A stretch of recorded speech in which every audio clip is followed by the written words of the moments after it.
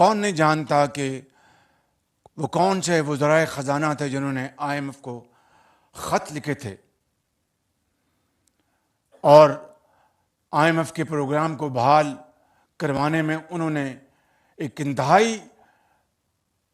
گھنونا کردار ادا کیا، اور اس طرح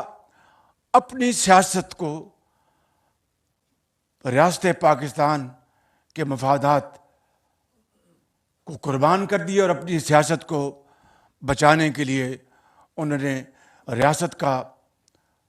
وہ حال کیا کہ شاید 77 سال میں پہلے کبھی نہ ہوا ہوگا۔ بہرکیف جسے کہتے ہیں مدعی لاکھ برا چاہے تو کیا ہوتا ہے، وہی ہوتا ہے جو منظور خدا ہوتا ہے۔ میں سمجھتا ہوں کہ یہ وہ اللہ تعالیٰ کی کمال مہربانی ہے کہ پاکستان دیوالیے سے بچ گیا اور دن رات کی محنت اس مالک حقیقی نے قبول کر لی۔